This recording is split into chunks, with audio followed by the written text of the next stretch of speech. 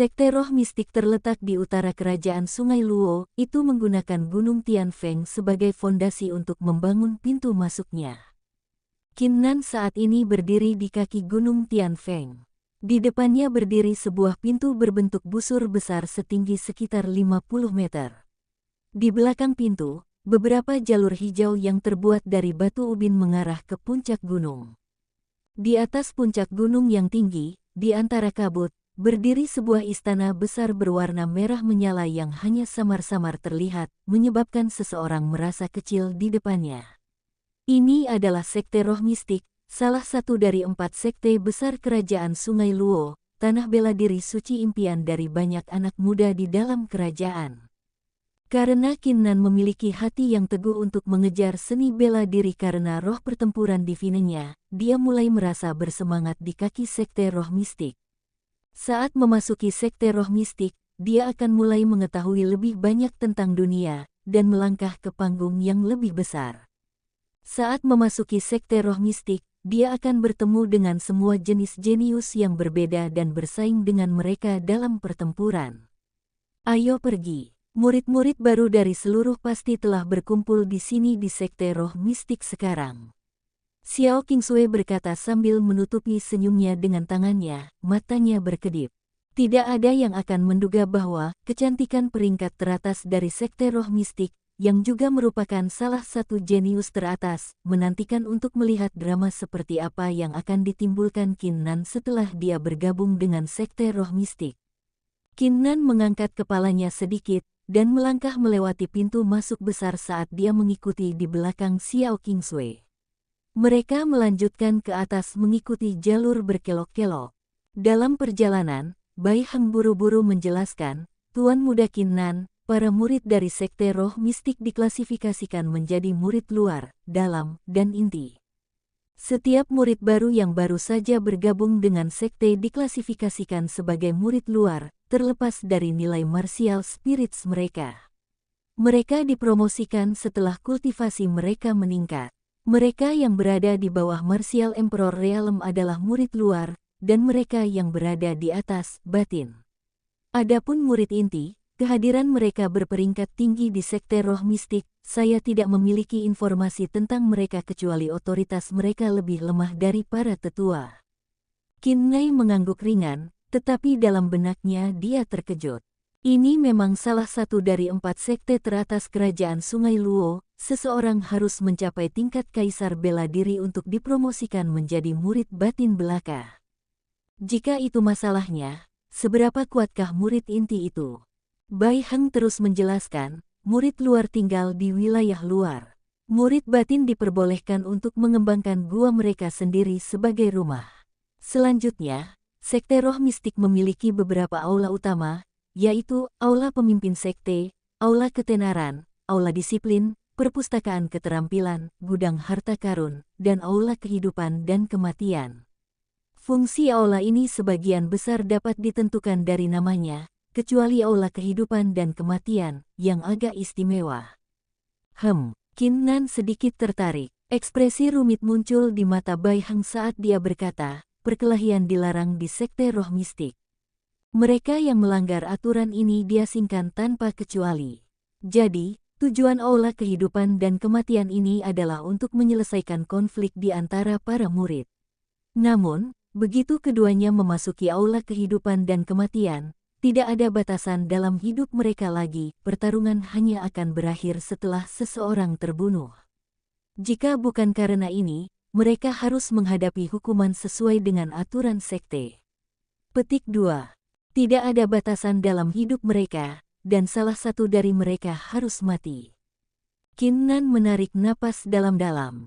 Saya tidak pernah berharap Hall of Life and Death ini menjadi begitu kejam, salah satu dari keduanya harus mati saat memasukinya.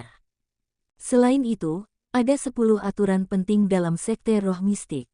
Aturan pertama adalah tidak ada pertikaian, seperti yang disebutkan sebelumnya. Yang kedua adalah, tidak ada pengkhianatan yang diperbolehkan. Yang ketiga adalah, dengan penjelasan Bai Heng sepanjang perjalanan, Qin Nan sekarang agak bisa memahami bagaimana sekte roh mistik beroperasi. Sementara itu, mereka tiba di puncak gunung. Sebuah dojo luar ruangan yang luas muncul di depan Qin Nan. Seluruh dojo terbuat dari batu giok putih, yang membuatnya tampak seperti es batu yang sangat besar. Di bawah dojo, rasanya seperti ada formasi aktif yang sangat besar, yang menyebabkan ki di dojo menjadi beberapa kali lebih banyak. Pada saat ini, dojo giok putih yang besar dipenuhi orang, diperkirakan beberapa ratus setidaknya. Qin Nan secara naluriah melihat kerumunan, beberapa dari mereka mengenakan pakaian mewah, sementara yang lain mengenakan pakaian biasa, beberapa memiliki gaya busana yang agak aneh. Mereka semua tampak muda, tetapi hal yang paling menarik bagi Qin Nan adalah aura kuat yang dipancarkan dari mereka semua. Qin Nan telah memperhatikan bahwa basis kultivasi terlemah di antara kerumunan adalah alam tempering tubuh lapisan keempat, sementara yang terkuat bahkan telah mencapai alam tempering tubuh lapisan ke-10. Ini adalah murid yang baru direkrut tahun ini. Bai Heng merendahkan suaranya. Alih-alih menatap kerumunan anak muda dengan arogansi, sedikit ketakutan bisa terlihat di matanya. Ketika dia mendengar ini, jantung Qin Nan berdetak kencang saat dia diam-diam menarik napas dengan tajam. Sekte roh mistik menjadi salah satu dari 4 sekte teratas bukanlah lelucon sama sekali, murid baru ini semua sangat berbakat. Bai Heng, sejauh ini kamu menemani kami. Xiao Qingsui berkata. Bai Heng menganggukkan kepalanya, tanpa menunjukkan tanda-tanda kemarahan. Dia membungkuk hormat kepada Qin Nan dan berjalan pergi dengan cepat, menghilang ke istana di belakang White Jade Dojo. Xiao Qingsui melembutkan nada suaranya, Qin Nan, aku akan menemanimu di sini. Nanti, seorang tetua akan berada di sini untuk mengumumkan dimulainya ujian keserbagunaan. Pastikan Anda tidak memiliki konflik dengan siapapun, biarkan saya yang menanganinya. Petik 2. Qin Nan mengangguk dan berjalan menuju kerumunan ratusan murid muda, bersama dengan Xiao Qingsui. Pada saat yang sama, sekelompok murid muda memperhatikan pendekatan mereka dan mengalihkan pandangan mereka ke arah mereka. Tentu saja, pandangan mereka tertarik oleh Xiao Qingsui, mata mereka dipenuhi dengan ekspresi terkejut. Setelah beberapa saat, mereka mengumpulkan pikiran mereka dan memperhatikan Qin Nan, yang berdiri di samping Xiao Qingsui. Ekspresi rumit seperti keraguan, penghinaan, cemoohan, keingintahuan, dan kebanggaan dapat terlihat di mata mereka, saat mereka mulai bergosip satu sama lain. Siapa pemuda ini? Kenapa dia ditemani oleh kecantikan seperti itu? Apa kamu bodoh? Ini adalah kakak senior kami bernama Xiao Qingsui, seorang murid batiniah. Tidak hanya dia dikenal sebagai kecantikan nomor 1 dari sekte roh mistik, dia juga memiliki roh bela diri peringkat Huang kelas 8. Apa? Wanita ini memiliki martial spirit peringkat 8 Huang. Ya Tuhan, gadis ini tidak hanya cantik, tetapi dia juga memiliki roh bela diri yang sangat kuat. Tidak heran dia adalah kecantikan teratas dari sekte roh mistik kami. Petik 2. Hehe, mulai hari ini dan seterusnya, Sister Xiao akan menjadi gadis impianku. Petik 2, petik 2. Di antara ratusan murid baru ini, semua orang selain beberapa orang tertarik pada Xiao Qingsui. Bagaimana mungkin mereka tidak tertarik oleh seorang wanita yang kuat dan cantik pada saat yang sama? Qin Nan tidak terganggu olehnya. Sebaliknya, dia lebih suka situasinya tetap seperti ini, jadi dia bisa memeriksa para murid ketika perhatian mereka terfokus pada Xiao Qingsui. Setelah periode pengamatan, ekspresi berat muncul di wajah Qin Nan. Menurut penilaiannya, ada 43 orang yang perlu dia awasi. 43 orang ini tidak diragukan lagi mencapai lapisan ke-6 atau di atas alam tempering tubuh. Selanjutnya, Qin Nan dapat merasakan bahaya dari orang-orang ini, mungkin karena mereka memiliki banyak pengalaman membunuh. Yang sedang berkata, meskipun 43 murid ini memiliki basis kultivasi yang tinggi, nilai martial spirit mereka tidak lebih tinggi dari Qin Nan. Alasan dibalik ini adalah bahwa sekte roh mistik telah mengubah periode perekrutan muridnya dari setiap 3 tahun menjadi setiap 2 tahun. Setelah kalah dari para jenius super dari uji coba sebelumnya, kandidat berbakat yang didiskualifikasi itu akan menggunakan periode antara uji coba untuk meningkatkan diri, seperti Fang Rulong dari kota Linsui. Jika Qin Nan tidak memaksanya untuk kehilangan kultivasinya, dalam waktu 2 tahun, basis kultivasinya akan meningkat ke tingkat tertentu. Ketika saat itu tiba dan tidak ada jenius lain dari kota Linsui yang bisa melampaui Fang Rulong, maka Fang Rulong akan menjadi jenius teratas kota Linsui dan akan memenuhi syarat untuk bergabung dengan sekte roh mistik. Pada saat ini, tiba-tiba, suara yang sedikit jahat terdengar, "Yo, saya hanya menebak siapa yang menarik perhatian semua murid di sini, dan itu tampaknya adalah Xiao Cantik." Tes-tes, mengapa Xiao Cantik di sini menemani Ladyboy, bukannya menghabiskan waktu dengan Tuan Ouyang? Suara dingin itu segera menarik fokus setiap murid. Siapa yang berani mengejek gadis impian mereka?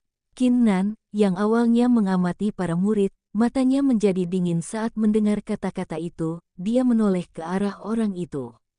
Berdiri di depan Xiao Qingsui adalah seorang pria muda dengan penampilan yang sangat feminin. Pria muda itu mengenakan pakaian gelap yang menyebabkan sosok kurusnya terlihat lebih kurus, seperti kerangka, membuat semua orang merasa kesal ketika mereka melihatnya. Meskipun begitu, setiap murid, termasuk Qin Nan, merasakan kekuatan kuat yang memancar dari pemuda feminin itu. Kekuatan ini setara dengan Xiao Qingsui, menunjukkan bahwa dia telah mencapai alam kaisar bela diri. Ketika para murid menyadari pemuda feminin ini bukan orang biasa, mereka segera menyembunyikan rasa jijik mereka dan berdiri di samping untuk mengamati situasi sebagai pengamat. Pada saat yang sama, Xiao Qingsui mengerutkan alisnya, dan tanpa menyembunyikan rasa jijiknya terhadap pria itu, berkata, "Molly, kamu penguntit yang menyebalkan, berhentilah omong kosongmu." Penguntit, Molly menyeringai jahat, dan berkata, "Ya, aku seorang penguntit. Siapa yang menyuruhmu menolakku sebelumnya? Apakah Anda masih akan menolak saya jika saya memiliki bakat dan latar belakang seperti Tuan Ouyang?" "Ah, Nona Xiao Qingsui, hari ini aku, Molly, berkata padamu, jika kau bersedia menemaniku, aku akan berhenti mengganggumu. Jika kamu tidak." Tidak ada yang menyangka Molly begitu sombong, mengatakan kata-kata yang tidak sopan dan berani di depan umum. Ekspresi dingin muncul di wajah Xiao Qingsui, dan tubuhnya memancarkan aura pembunuh, kencing. Kesal, Molly tidak peduli dengan niat membunuhnya. Sebaliknya, dia mengeluarkan ekspresi penuh nafsu sambil menatap tanpa rasa takut pada tubuh Xiao Qingsui. "Aku akan dengan senang hati melakukannya. Bukankah aku sudah memberitahumu sebelumnya, jika kamu..." Namun, kali ini, sebelum Molly menyelesaikan kalimatnya, sebuah suara tenang menyela, "Molly, kan? Aku belum pernah melihat pria yang tak tahu malu sepertimu. Saya telah belajar sesuatu yang baru setelah bertemu dengan Anda hari ini." Petik 2. Yang berbicara tidak lain adalah Qin Nan. Qin Nan berdiri tanpa ragu-ragu. Meskipun dia tahu bahwa Molly ini memiliki latar belakang tertentu, dia masih memilih untuk ikut campur. Dalam pandangan Qin Nan, Xiao Qingsui adalah temannya, yang telah membantunya beberapa kali. Oleh karena itu, Qin Nan tidak akan menjadi pengamat ketika Xiao Qingsui diejek di depan orang banyak. Bahkan jika basis kultivasinya saat ini hanyalah alam tempering tubuh lapisan kelima. Setelah mendengar ini, wajah Molly menjadi dingin. Tubuhnya dipenuhi dengan aura pembunuh seperti bentuk naga yang membumbung tinggi, matanya menatap tajam ke arah Qin Nan dan dengan suara yang dalam, dia berkata, "Keberanian seperti itu, seorang rekrutan baru berani menentangku. Anak muda, apakah Anda tahu siapa saya?"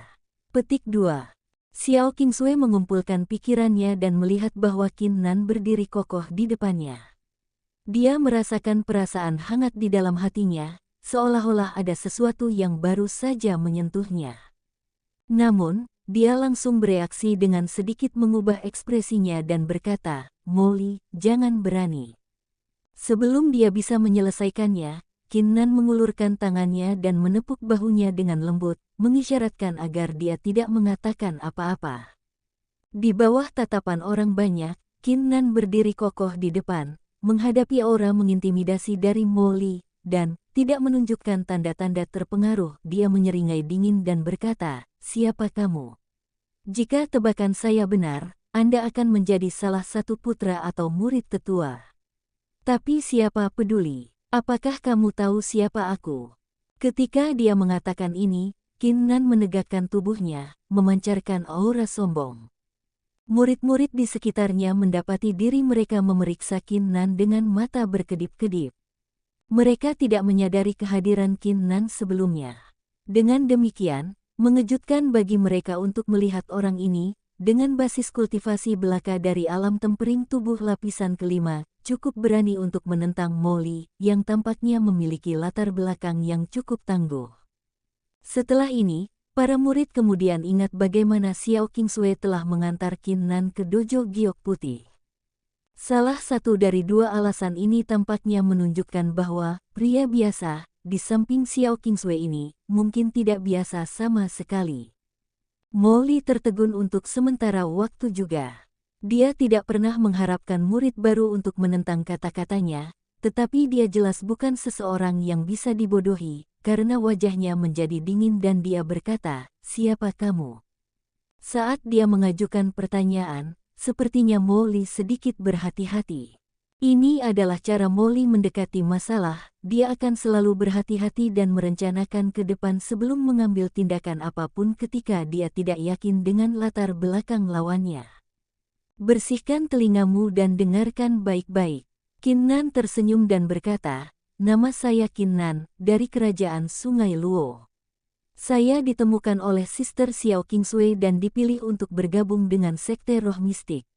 Dengan kata lain, saya adalah salah satu dari Sekte Roh Mistik, murid luar dari Sekte Roh Mistik." Setelah mendengar kata-kata itu, kerumunan itu terhuyung-huyung, bahkan Xiao Qingsui hampir tertawa, dan langsung menutup mulutnya dengan tangannya. "Bukankah wajahmu penuh kebanggaan sebelumnya? Bukankah kamu tidak takut? Setelah mengatakan semua hal ini, sekarang Anda mengatakan kepada saya bahwa Anda hanyalah seorang murid luar biasa." Semua orang telah mencapai pemahaman, tindakan Kinnan sebelumnya hanya membodohi Molly.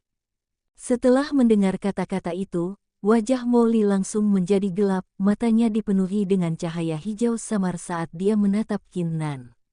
Sejak kapan dia mengizinkan murid luar yang baru direkrut untuk memperlakukannya seperti orang bodoh? Dada Molly segera mulai terbakar dengan api kemarahan, memancarkan aura pembunuh. Namun, dia tidak berencana untuk menyakitinya sekarang.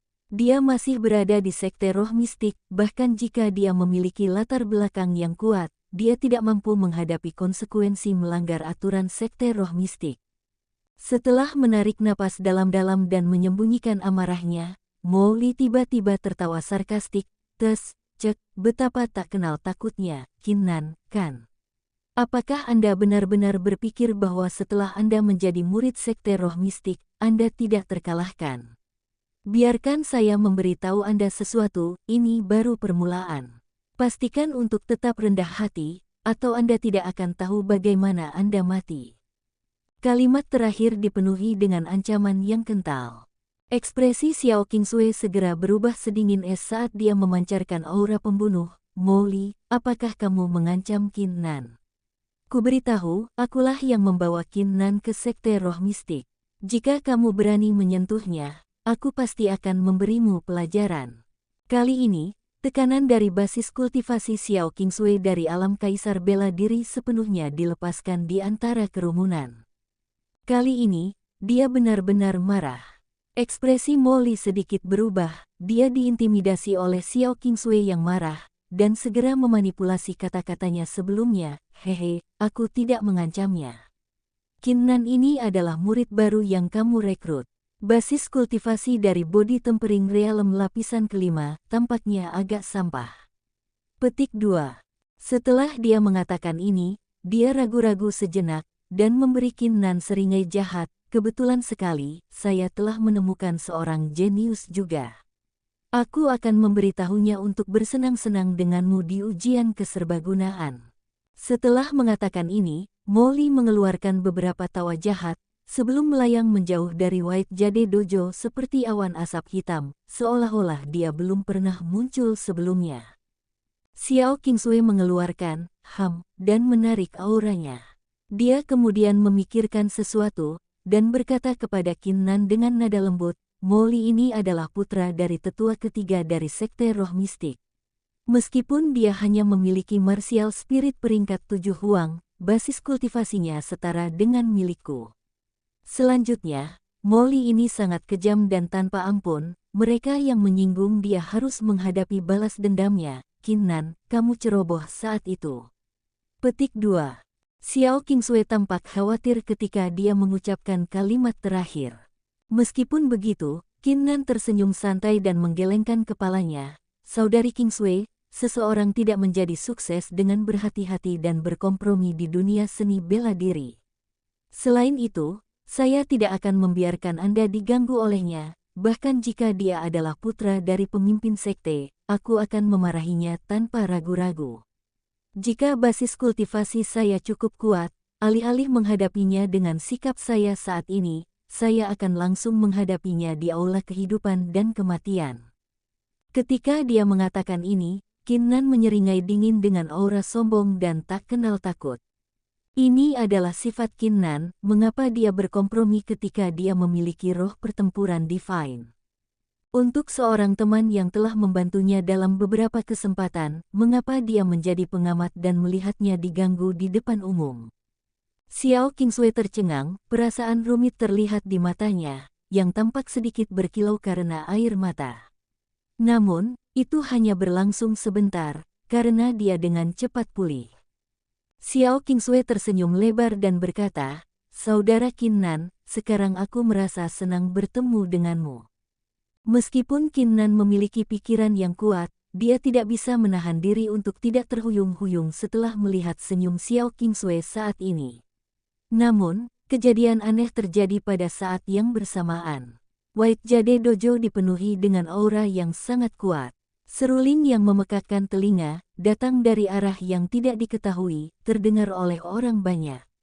Pada saat itu, dojo diselimuti aura pembunuh.